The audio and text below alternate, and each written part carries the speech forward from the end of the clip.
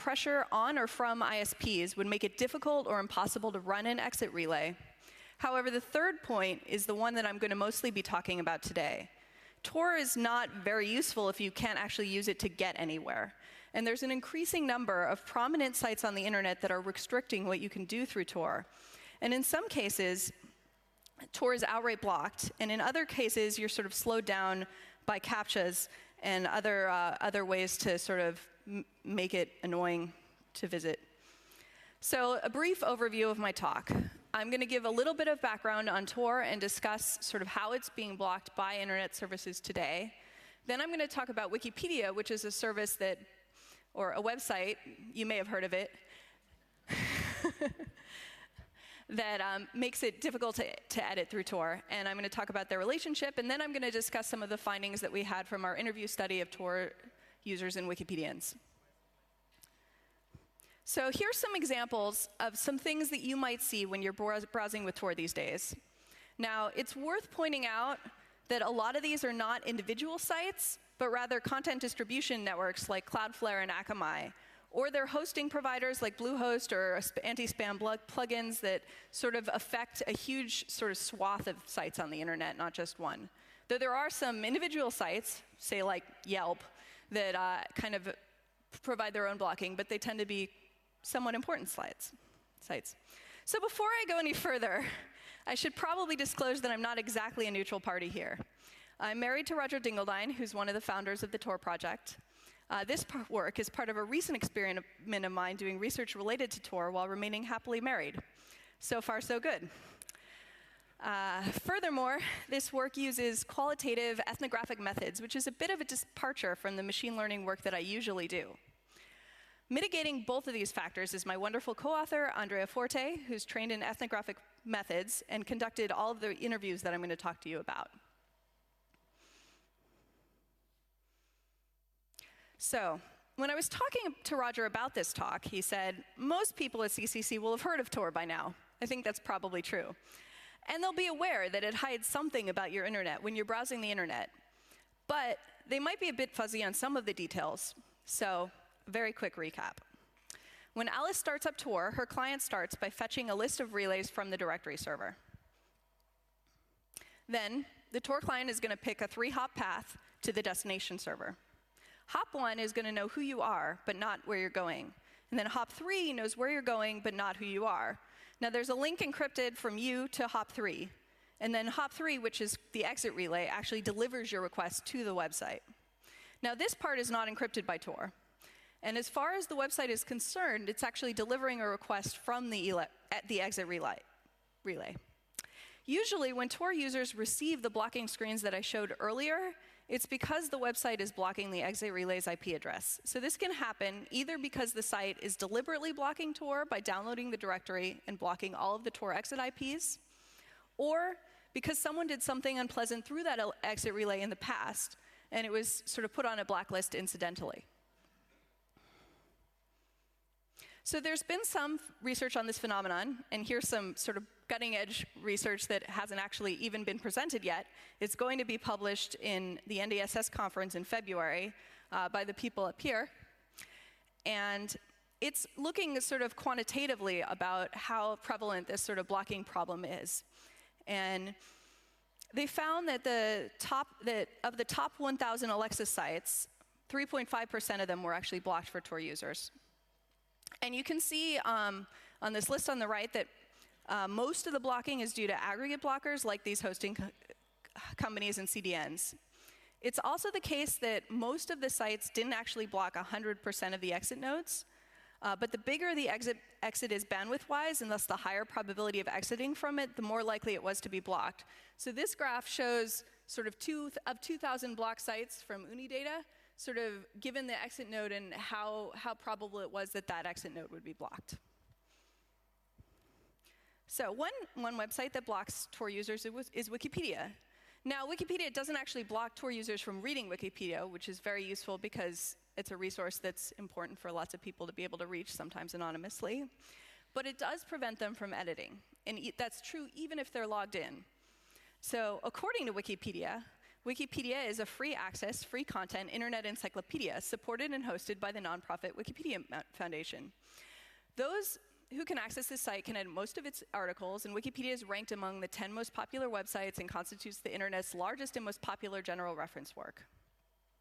So right now, you know, from our vantage point, 8 years since this quote in 2007, and probably about, I'm not actually sure when Wikipedia was founded, but you know, some years after, it's hard to realize what a radical idea Wikipedia once was, this encyclopedia that can be edited by, well, almost anyone. In 2007, the New York Times said, "The problem with Wikipedia is that it only works in practice. In theory, it can never work." And so there's some sort of miracle that Wikipedia manages to be the resource it is. And it's the sort of thing that researchers and economists have tried to explain, and they've tried to explain it in the same way they try to explain the Linux kernel. That, you know, this thing happens and nobody quite knows why. And it makes Wikipedians today a little nervous about, and conservative perhaps, about anything that could rock the boat, affect the quality of the encyclopedia. But the fact is that Wikipedia needs its contributors to continue to update, expand, and improve the resource. And Wikipedia contributions peaked in 2007 and have been in a slow and steady decline. So this graph above shows the number of active registered editors who edit more than 5 edits per month as plotted over time. And you can see this sort of peak that happens in 2007. And the reasons behind this decline are actually an active area of research, and they're an area of concern for the Wikimedia Foundation and so on. But the upshot of it is that basically Wikipedia can't exactly afford to just throw away good editors. Aside from the general decline in participation, there's Wikipedia's sort of demographic imbalance. So Wikipedia editors are 84 to 91% male, depending on how you count. And there's also a lot of underrepresentation from global south countries. And there's been a little bit of research to show sort of how this affects the quality of the encyclopedia. So there's a group of researchers from the GroupLens group at the University of Minnesota, and they were interested in this question. They had access to a database of movie ratings and the gender of the raters. So they compared the length of articles about movies that were disproportionately rated by men or women, while controlling for the popularity and the rating of the movie. And in this case, they showed that male-skewing movies had articles that were much longer than sort of articles about female-skewing movies, independent of these popularity and rating effects. Now, maybe articles about movies, it's kind of a trivial thing, but it kind of shows you that the editor population sort of affects article categories that might be harder to measure in such a rigorous way. And it made us wonder how the absence of Tor user editors affects the quality of the encyclopedia, and if there's a similar skew that you might be able to see. So to help understand and answer this question, it's worth asking what a Wikipedian would get out of using Tor. This question is actually one that has some people kind of confused, because a lot of people see Tor as a tool that you use to hide who you are to a website. And basically, no one at Wikipedia is at all interested in letting Tor users edit Wikipedia without logging in at all. However, Tor provides some benefits to users even when they're logged in, and thus not hiding from Wikipedia.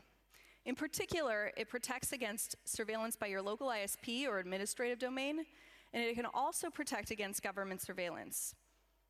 Furthermore, it prevents your IP address from being stored in the Wikipedia database of user IPs that can be accessed by administrators and attackers.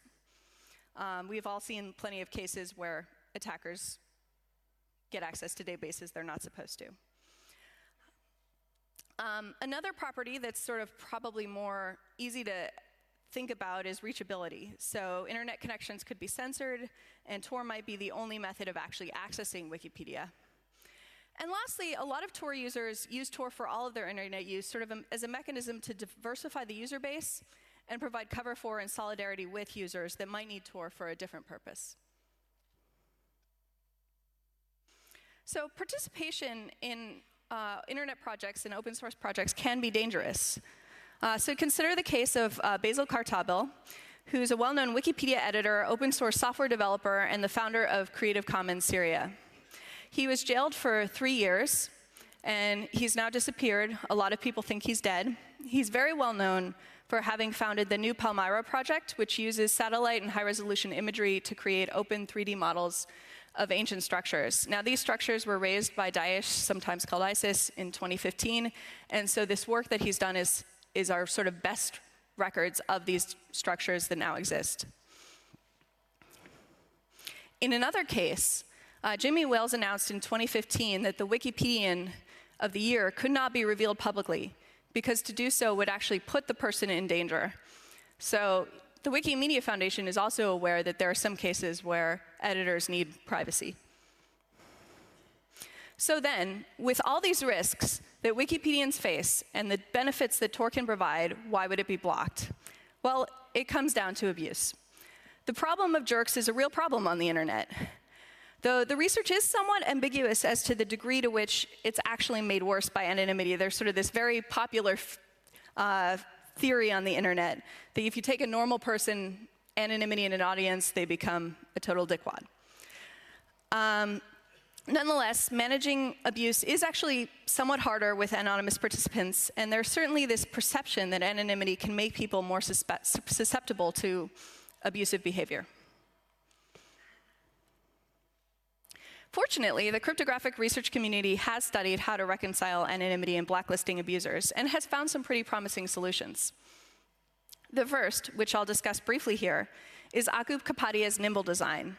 And there have been many variants of this, including Nimbler, Jack B. Nibble, Jack, you get the idea. Basically, when Alice wants to contribute anonymously to a website or a project, she uses a pseudonym server to get a pseudonym. And then she gives that NIM to a NIM manager, and that NIM manager gives her a ticket. And that ticket is then used to connect to the site she wants to participate on. So it's another way to sort of distribute the trust. But our Alice is a jerk, so she vandalizes the website. The website then complains to the Nimble manager, which will then send the server a token that can be used to link that user in the future. The server then adds the user to a blacklist. So basically, the way that this works is that everything the user has done before the complaint still remains anonymous forever. But everything that they do in the future is linkable, and thus it remains easier to block them. So there's basically been no adoption of this kind of protocol, despite a lot of iterations in the literature. There's some reasons for this. Many of the variants have no implementation, and for those that do, it's research code, and as the author of some research code, I can tell you that there would be significant work involved in actually adopting these measures. And there's a price to be paid. You have to pick between either having a semi-trusted third party, degraded notions of privacy, so basically pseudonymity rather than anonymity, or high computational overhead, because zero-knowledge proofs are still kind of expensive. But it could well be done, and it's not like you need all of these things, you only need one. But ultimately, it isn't being done. And I think this is because most sites don't really care. They believe that the number of non-jerks might not be zero, but it's approximately zero. And it's just not worth the bother. So we're interested in measuring this value of anonymous participation to sort of provide motivation for sites to actually try and solve these problems. It's not a terribly easy thing to do, because Tor is blocked so often that we're actually trying to measure participation that doesn't happen, that might happen under alternate circumstances. So to ask this question, we turn to qualitative methods, which is basically an interview study. And we talk to Tor users who participate in open collaboration, and we talk to Wikipedia editors about their privacy concerns. So we have two basic research questions. First, what kind of threats do contributors to open collaboration projects perceive? And second, how do people who contribute to open collaboration projects manage their risk? The goal here is to get the kind of in-depth and qualitative understanding that will help us to ask the right questions in a larger scale study and ensure that we're solving the right problems when we design systems to facilitate anonymous participation in online projects. As Sarah McDonald Pikelet said, they're not anecdotes, that's small batch artisanal data. So a little bit about our 23 participants in our study. So we had 12 participants that were Tor users, 8 males, 3 females, and 1 of fluid gender. The minimum age was 18, the maximum age was 41, and the average was 30. 3 people with a high school education, 4 current and graduated undergraduates, and 5 people with postgraduate degrees or who were graduate students. The location, 7 of our participants were from the US, but we also had participants from Australia, Belgium, Canada, South Africa, and Sweden. For the Wikimedia participants, we had, again, 8 males and 3 females. Actually, I think the demographics of Tor and Wikimedia might not be too different. The minimum age was 20, the max was 53. Again, the average was 30. One didn't report their education level. We had 8 people with bachelor's degrees or undergraduate students, and 2 graduate students or people with graduate degrees. Again, we had 5 participants from the US, but we also had participants from Australia, France, Ghana, Israel, and the UK in this case. So we didn't have a lot of people talked to us. We didn't actually have any participants from places like Iran or China, though we did have some Iranians who were living in the US who talked to us. So types of participation. So obviously we had Wikipedians, we sought them out, and a number of the people that we talked to, especially the Tor users, actually contribute to the Tor project in some way.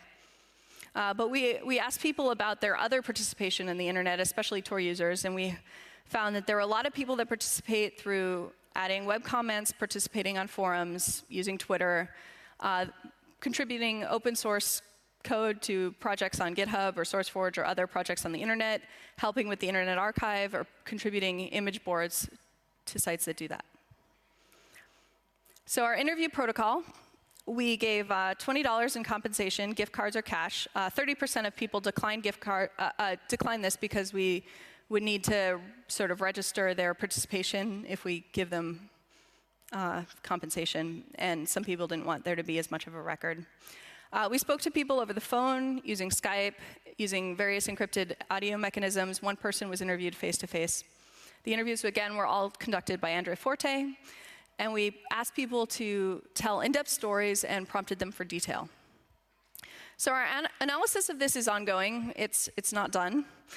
We've transcribed all the interviews, we've coded them to identify themes, and we've grouped and merged some of these themes. I'm going to talk to you about some of the stuff that came out of the study, give some quotes and things like that. Interview topics. For Tor users, we asked them to explain Tor and what it's for. We asked for some current and retrospective examples of use, the story of how and why they first started using Tor, and some examples of when they use Tor and when they don't use Tor online, and some questions about their participation in online projects. And if they participated in Wikipedia, we asked them some of the Wikipedia questions, similarly with Wikipedia people who had used Tor. And there was some considerable overlap. So for Wikipedians, we asked how and why they started editing, examples of privacy concerns associated with their editing, steps they may have taken to protect their privacy when editing, and examples of interactions with other editors. Now, there are some real limitations with this work. We may be missing participants with severe privacy concerns. Anybody who participated in this would have to talk to unknown parties that they couldn't necessarily trust that we were not going to do nefarious things with their interview. They need to speak remotely over a communications channel in most cases. We were willing to conduct some interviews over various encrypted channels such as Jitsi, or really whatever people wanted us to, as long as we could set it up. Though we did mention Skype in our recruitment materials, and this actually caused a bit of a kerfuffle on the Tor blog when people were saying we clearly don't understand Tor and have no familiarity with the project if we're even thinking of using Skype. And I know a couple of Tor users and Tor developers that use Skype, so. But we were willing to use other things. And we, again, didn't talk to residents of Iran or China, which is something that a lot of people told us might be of interest. So what does anonymity actually mean to a Wikipedian? Was an interesting question, because it doesn't mean the same thing that it usually means to a Tor user. So a lot of times when people talk about anonymous edits in Wikipedia, they mean editing without logging in. And this is actually called IP editing to Wikipedians, because what happens when you edit Wikipedia without logging in is that the IP address is actually published as the author of that edit. The other thing that people mean when they talk about editing anonymously is editing under a pseudonymous account while not leaving clues about your identity. So the notion of IP editing is somewhat problematic. This was an article from BuzzFeed about the 33 most embarrassing congressional edits to members' Wikipedia pages. So the congressional offices in the US all share one IP address, so you can simply search Wikipedia for that IP address and you can find people making revisions, for example, to the Liberty Caucus Wikipedia site and so on. So in terms of content-based anonymity, according to the Wikipedians we talked to, most de-anonymization is done actually by contextual clues. When people are outed as being this pseudonymous Wikipedia person, it's usually because somebody looked up things. And there was a quote that someone said, "There are small things, but I usually wouldn't edit things related to my school or places near where I lived when I was logged in. It's actually weirdly easy to piece together someone's identity based on the location or things like that." So Tor, it's worth pointing out sort of the limits of what Tor can do. Tor is not going to help with this particular problem. It will hide your IP address, but not necessarily this. So what is the Wikipedia policy on Tor? So MediaWiki has a Tor block extension, which automatically blocks editing through Tor. Now, it's possible to actually get an exemption, what's called an IP block exemption, and registered users in good standing can ask for one. The problem is it's a little bit hard to establish standing. It requires editing without using Tor. When pointed out that this is particularly problematic for censored users, because they can't access Wikipedia to edit in the first place, they do provide some closed proxies for like Chinese users in particular. There are a lot of censored users that aren't Chinese, but you can contact them to ask to use their sort of secret proxies. I don't know how well this actually works. But we did ask our interviewees, can Wikipedia be edited through Tor, which is an interesting question. So as a convention for the rest of the talk, when you see these blue boxes, they're going to be quotes from Wikipedians. When you see the green boxes, they're quotes from Tor users. So when we asked people, the Wikipedians often said, okay, if the account exists, yes. So when you're trying to do an anonymous edit with Tor, it's really difficult. They mean an IP edit there. And they said, and I had one that came through the mailing list in the last couple weeks and that their employer had been checking up on them. We allowed that.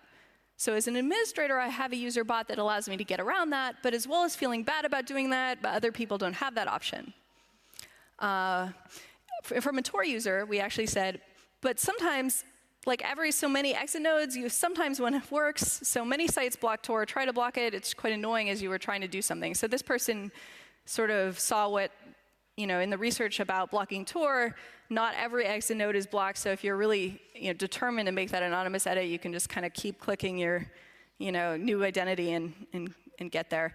And then they said, we do sometimes let people edit through them. I know we have users in China coming through the Great Firewall and stuff like that. So then Tor user, we said, well, they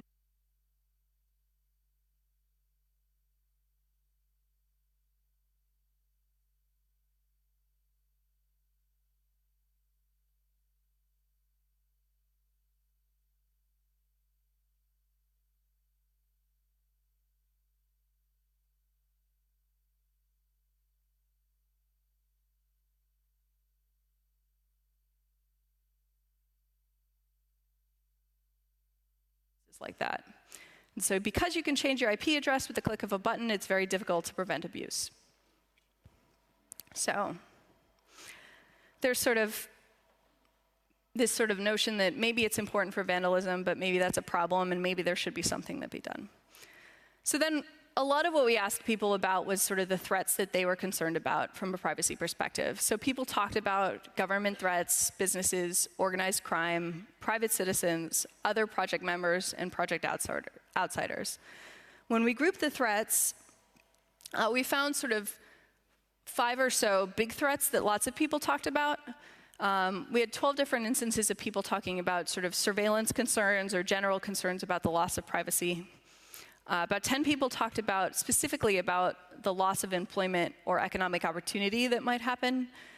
9 people talked about bullying, harassment, intimidation, stalking, this sort of thing. About another 9 people talked about personal safety or the safety of their loved ones. And 6 people that we talked about reputation loss. And I'll get into these in more detail. So, surveillance. You know, in my country, there's basically unknown surveillance going on, and I don't know what providers to use, and at some time, I decided to use Tor for everything. It's worth pointing out, given the list of countries I gave, that this isn't necessarily the list, and I think you wouldn't get these kind of quotes maybe before the Snowden revelations about sort of generalized surveillance across the world. And a lot of people talked about how their online activities were being accessed or logged without their consent. And especially among Tor users, there was this notion of wanting to be public by effort, but private by default. So, and when you talk to Wikipedians, they talked about their edit histories and how the edit histories themselves might be somewhat sensitive. In terms of loss of employment, so many employers now look at your online footprint before they hire you.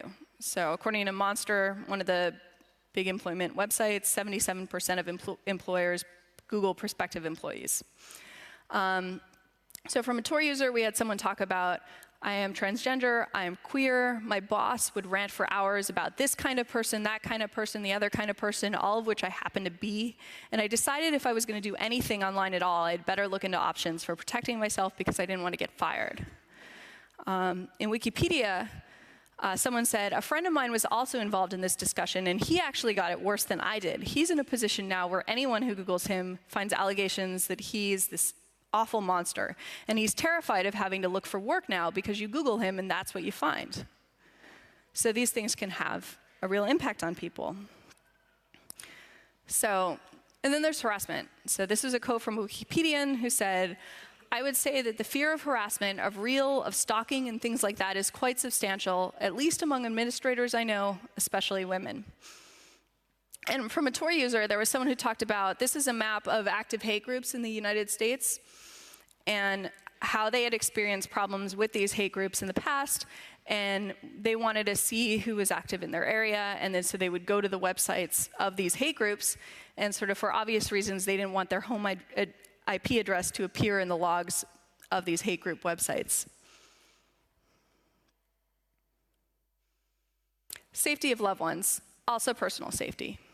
So a lot of people talked about, you know, real concrete, not just threats, but things that had happened to them or to people that they knew. In Tor, there was this story. They bursted his door down and they beat the ever-living crap out of him. He was hospitalized for 2.5 weeks, and they told him, if you and your family want to live, you're going to have to stop causing trouble. And they said that to him in Farsi. I have a family, so after I visited him in the hospital, at first I started shaking and I went into a cold sweat. And then I realized I have to start taking my human rights activities into other identities through the Tor network. And on the Wikipedia side, I pulled back from some of that Wikipedia work when I could no longer hide in quite the same way. For a long time, I lived on my own, so it's just my own personal risk I was taking with things. Now my wife lives here as well, and I can't take that same risk. Lastly, people were concerned about reputation loss. In Wikipedia, there's been known to be sort of edit wars that sort of escalate into vendettas. Here's a sort of example of an edit war where, you know, some user says, I hate big bitch Allison, who's then blocked indefinitely by Allison. So, you know, people are worried about this sort of thing escalating and then somebody doing something off of the internet to call them names or mess with their reputation, and thus would have a negative effect on their life. On Tor, there is a couple interesting cases of sort of concerns about guilt by association. So there was someone who participates on image boards on an 8chan or Infinite Chan, and I don't know if you guys are that aware of this. It's sort of the place which was kind of started by people that were blocked by 4chan, so it's the people that 4chan think are kind of sketchy. And this person said, look, I stand behind the material and the content that I've created, but some people on this site, I wouldn't want to be associated with them. So There was another person who talked about, look, I've created some online resources about various pharmaceuticals, but I don't want to be very associated with the community that posts things about stuff like that. So some other threats. Some people talked about diminished project quality. So in particular, a lot of the Wikipedians that we talked to were somewhat prominent in the Wikipedia project, and in some respects had kind of achieved some degree of like rock star status as editors, if such things can be. And they would, they found it very difficult to edit anymore because they'd edit a page and that page hadn't received a lot of attention, but people would see that they had edited it, and there would be sort of hordes of people that would descend on that page and mess with it. And they found that they couldn't do that without actually sort of harming the pages they were trying to edit. Similarly, there were some Tor users who were talked about, not wanting to sort of take credit for their work because they were worried that they wouldn't have the credentials to be taken seriously in various ways or things like that. Only 2 people in our project actually talked about worrying about legal sort of sanctions, government sanctions for their participation. But there were a lot of people that talked about sort of computer security concerns, which is not so much a privacy concern, though it's very related. And I'm going to talk about that because this group might be interested. On the Tor side, people liked the authentication properties of .onion services, the idea that when you go to a .onion website, the address is sort of self-authenticating, where you're going. But a lot of people who use Tor talked about the general data hygiene idea, that there's sort of less data about them in unknown websites, in unknown databases of companies, because they don't leave as many online footprints. And then you see all these high-profile sort of break-ins that happen, and these databases get stolen.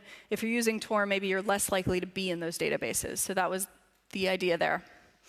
From Wikipedia, a lot of people were very concerned about their Wikipedia credentials.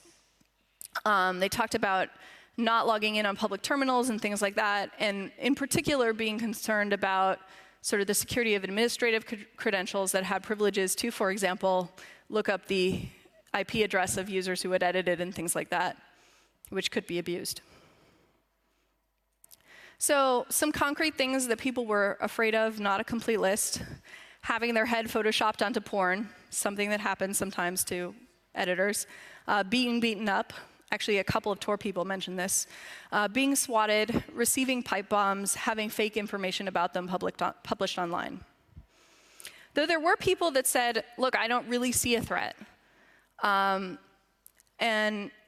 some participants said that they don't perceive threats when they're contributing, but in a lot of cases, they pointed out that they enjoyed certain privileges related to perhaps their gender, their nationality, or the fact that their interests were fairly mainstream. So here's a quote: "Yeah, I'm not that worried about it, mainly because there's pretty good support for some of these viewpoints, kind of a mainstream discourse, and it's not so radical. I don't think anyone's going to be knocking down on my door. But I've been in contact with activists who've been engaged with higher risk activities, and I have concerns about their welfare and the desire they have to have the tools to be able to pursue their activities without facing consequences." So in contrast to sort of the jerk theme, there are a lot of people who run Tor out of sort of a sense of altruism to provide cover and solidarity. So someone said, "I appreciate the need for protecting vulnerable people around the world, so I run several relays. Some of them are exit relays, some of them are middle relays, and I run them around the world." And someone else said, "While you use it, you help diversify the network for those who may be subject to traffic monitoring. And you can look up any information you like, whether or not it's sensitive, and you'll get it. And if you live in a place where it may not be the greatest in legal standing to look it up, you're able to find out information." So mitigating strategies. So how did people deal with this when they wanted to participate in sites, but they couldn't do it through anonymous means? Well, some people modified their participation, and I'll talk about some of the chilling effects that we saw, and also attempts to get anonymity in various ways. So, lost editors. So several Tor users that we talked to actually mentioned that they had edited Wikipedia and they no longer edited it, or they edited less because of the difficulty of editing through Tor. So there was someone who said, basically, I used to edit Wikipedia prior to doing a lot of Tor. So yeah, now it's mostly reading. I used to do a lot of editing for license design and for like some open source licenses, occasionally random forms and stuff that I knew about, sometimes grammar. So. And people talk to us in particular about the sort of chilling effects of state surveillance, and in particular the Snowden revelations. So in March of 2015, the Wikimedia Foundation announced that it was suing the National Security Agency. And we asked people about that, and the Wikipedians, some of them said, people aren't willing to engage with us when they know their government is watching their every move. And they said that, in particular, they can show that editing dropped off significantly on certain articles after the upstream program was revealed. Here's a quote from one of our Tor users in the study that sort of substantiates this. For the Edward Snowden page, I've pulled myself away from adding sensitive contributions, like different references, because I thought the name may be traced back to me in some way, but not refraining from adding useful content, I guess. Though, of course, adding references is one of the things that contributes to the quality of articles and so on. And in particular, they said articles about national security things, about terrorism and so on, people didn't edit as much about these things anymore because they were worried about ending up on a list. The other major topic that was chilled was articles about women's health. So here's a picture of a vacuum aspiration abortion from the Wikipedia abortion article.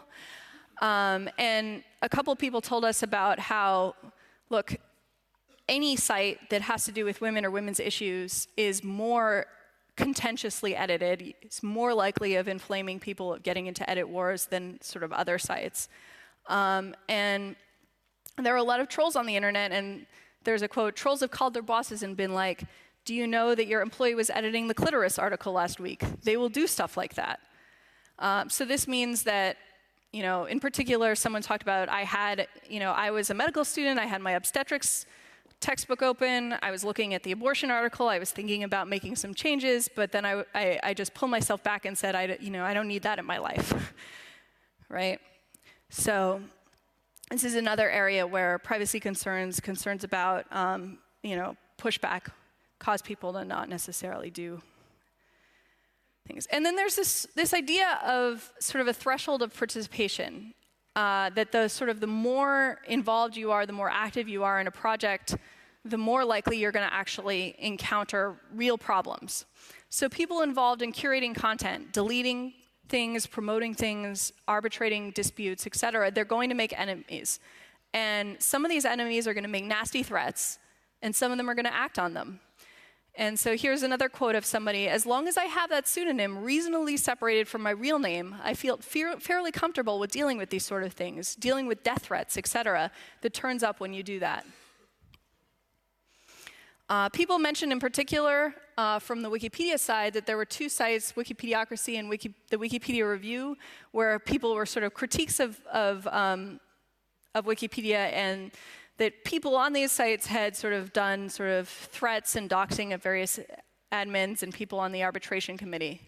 And someone talked about, they found my parents' home address, they found one of my old phone numbers, they wrote a blog post about all these horrible things I've done, and here's my contact information, and for a good time call. And when it's on the internet, it doesn't die. So, people that get to a certain level of doing things like handling abuse had problems. So since I didn't have any privacy, I felt limited in what I could do. I could still write articles, but blocking people and stuff like that was something I had tried to avoid since I didn't want to get angry phone calls. So someone else talks about activities that they used to do, but then after receiving threats and things, I used to check for the use of the N-word, the rooter of the two F-words, one or two other things that were indicative of significant problems in user space. And I deleted lots and lots of attack pages, which were fairly hot on dealing with them when they would turn up in article space. And when people create a user account in somebody else's name and then say a bunch of things about that person that they wouldn't agree with, I used to deal with that. But then, they're not willing to deal with that anymore. So privacy measures that people took. Obviously, in some cases, people use Tor. We talked to Tor users where that was possible. People also talk about avoiding posting, linking information and details about who they are, not editing things about, their local things that only they would know, et cetera. People talked about using private proxies or VPNs. Some people talked about hide my ass, editing from a public computer, using multiple accounts in some cases, and using privacy browser plugins or safeguards like NoScript and Ghostery.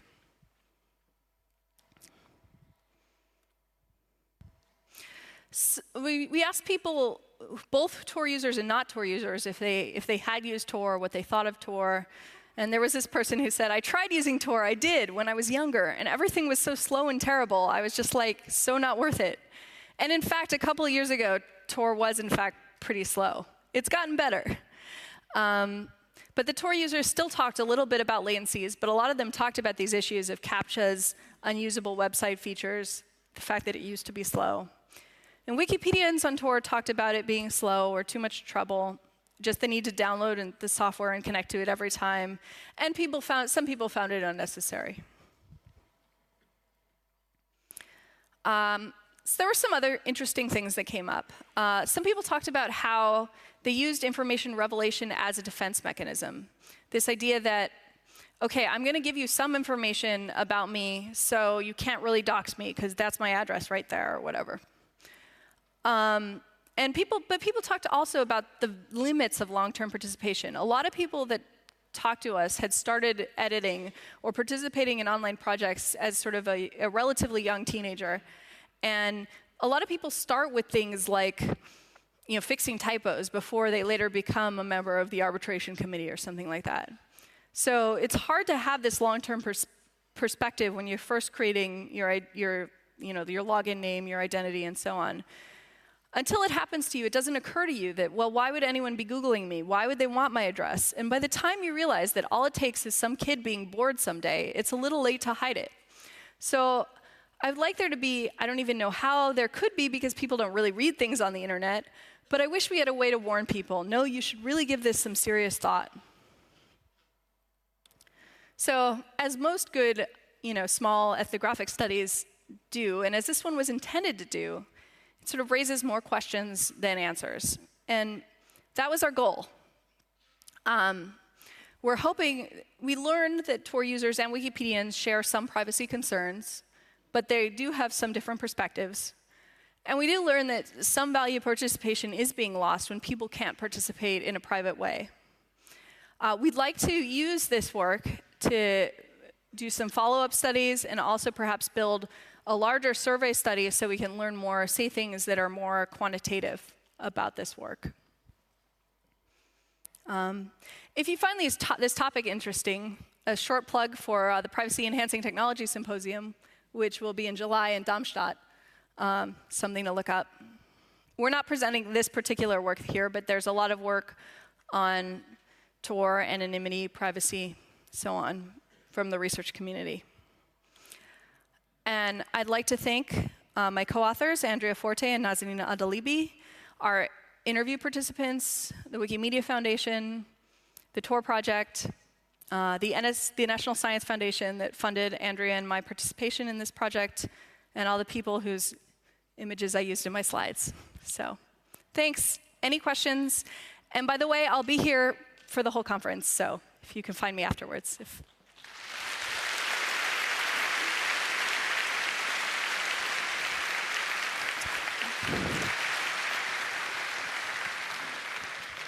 Thanks a lot, Rachel Greenstedt.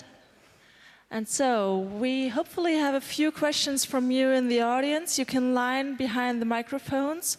We have 4 of them here in the audience and also in the back there too. And we also have the Signal Angel present, but he didn't get any questions yet, but maybe some comments or something? Some feedback from the crowd on the internet and the live stream? There's somebody with their name and up. Then we immediately go to the questions in the audience. So we have microphone 2, please. And one second, can you please be quiet if you go outside? Because that's really rude. Did you find out if Wikipedia, for example, treats classical VPN or proxies differently from Tor?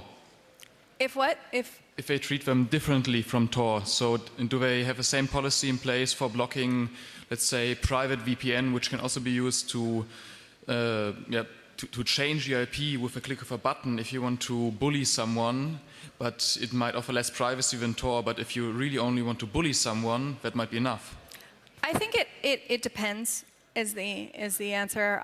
The extensions that they have, they do block a lot of things from IPs, so I think it depends on if there's been abuse through that thing before. They try and block open proxies. I think some people said that certain VPNs you could still edit through and some you couldn't. It really depended. Thanks. Microphone 1, please. Hey, so Wikipedia is by no means an isolated case, right? No. So, and there's more and more capability of blocking Tor exit nodes and whatnot. So where's the project going? I mean, the Great Firewall, for example, could very well block all its users from accessing Tor, right? It actually does.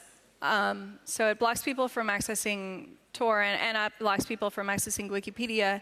In terms of the Tor project, there are mechanisms through using pluggable transports and bridge addresses that can actually help people still access Tor. But then they'll be able to read Wikipedia, but again, they won't be able to edit for these reasons. So again, we have 15 minutes of break after this, so you can get out after this and change the room. And please be quiet if you really have to leave the room already, or if you come in the room already. Thank you. Now to the Signal Angel, please. Yes, there's one question from the internet, from Yness, and he or she is asking if there's actual and recorded instance of someone attempting to put a pipe bomb in the post because of Wikipedia edits. I certainly don't have such information. This was just people telling us things that they were concerned about, or things that there had been threats that they'd experienced. Nobody that I know of specifically mentioned that they'd experienced a pipe bomb. And another question from Amonk. If blocked Tor traffic is a problem, why does the Tor project publish the exit IP list, making it easy to block? That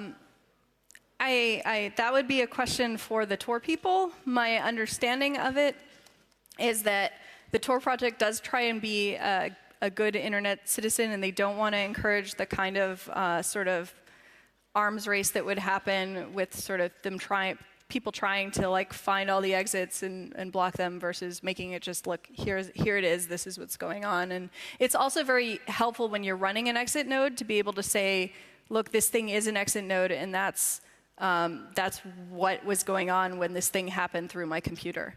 So I think, there's the ability of the exit relay operators to be able to say that that's what they're doing is also an important concern.